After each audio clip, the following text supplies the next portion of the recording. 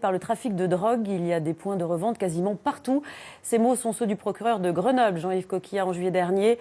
Des phrases qui ont relancé le débat sur la légalisation du cannabis. Un débat que l'on ne va pas refaire ici, mais il est intéressant de voir quels sont les impacts de cette légalisation dans les pays qui l'ont adoptée. Pour en parler, je reçois le docteur Philippe Arvers. Bonjour. Bonjour. Vous êtes médecin addictologue. Déjà, un premier mot sur la consommation. La France compte-t-elle beaucoup de fumeurs de cannabis ? Oui, en effet, la France compte un bon nombre de consommateurs. 17 millions de Français en ont expérimenté une fois dans la vie. 5 millions en consomment au moins une fois dans l'année. Et puis, on est actuellement à 700 000 utilisateurs, consommateurs quotidiens de cannabis chez les 11-75 ans. Et les jeunes, chez les jeunes, c'est vrai qu'on a pu observer à 17 ans, pendant la journée défense citoyenneté, une augmentation entre 2011 et 2014 du nombre d'utilisateurs réguliers, c'est-à-dire 10 fois et plus dans le mois. Et on arrive à peu près à 9%. Et ce qui est plus problématique, c'est que 6% d'entre eux ont un usage, on va dire, problématique de cannabis. On utilise pour cela un questionnaire en 6 questions, le CAST, qui permet d'évaluer cet usage problématique.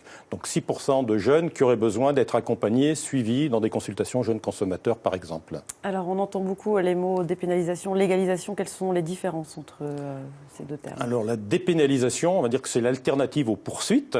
C'est ce qui se passe déjà un petit peu en France avec l'obligation de soins, qui est une alternative aux poursuites, et l'obligation pour des détenteurs de cannabis d'être suivis en centre de soins pendant 6 mois, 1 an ou plus, en lien avec le procureur de la République. Donc c'est déjà, on va dire, un premier pas. Deuxième pas, et notre président en a parlé récemment, serait de mettre une amende forfaitaire au lieu, on va dire, que ça parte, on va dire, du côté de la justice. Donc là, la dépénalisation, c'est quelque chose qui a déjà été testé dans de nombreux pays.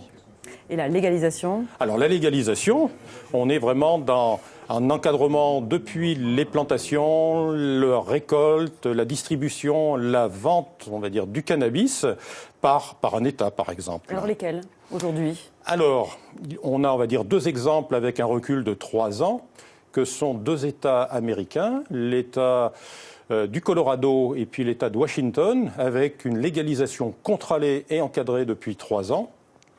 Ça veut dire que la vente se fait via, on va dire, des industries privées. On vend du cannabis et puis beaucoup, on va dire, de produits dérivés, des gâteaux, des sucettes, des bonbons, des cosmétiques. Alors, ce qu'on a pu observer, c'est, en termes de consommation de cannabis, une diminution de la consommation chez les plus jeunes, pour les moins de 16 ans. Donc, d'un côté, on va dire qu'il y a un effet bénéfique en termes de consommation. Et je rappelle simplement que jusqu'à l'âge de 20 à 25 ans, le cerveau est en pleine maturation et que la consommation de cannabis et d'autres substances psychoactives vient interférer avec le développement du cerveau, la mémorisation et des fonctions cognitives.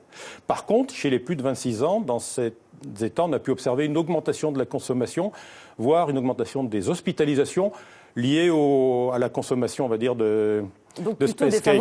Donc un aspect plutôt défavorable sur la consommation. Pour certaines catégories, voilà, avec simplement une méconnaissance de l'utilisation des gâteaux au cannabis. Assez rapidement, est-ce que ça pourrait, selon vous, éviter les trafics ? Alors, c'est vrai que ça a permis, on va dire, de voir une diminution des trafics. Par contre, certains, on va dire, petits lieux de vente de cannabis font l'objet de petits vols, simplement parce qu'ils n'ont pas encore le système de paiement par carte bancaire et qu'il y a du liquide, du cash qui passe. Mais c'est un exemple. Merci beaucoup, docteur, d'être venu sur notre plateau. Merci d'avoir à apporté vous. toutes ces informations. Suite et fin de notre série consacrée à la prise en charge des jeunes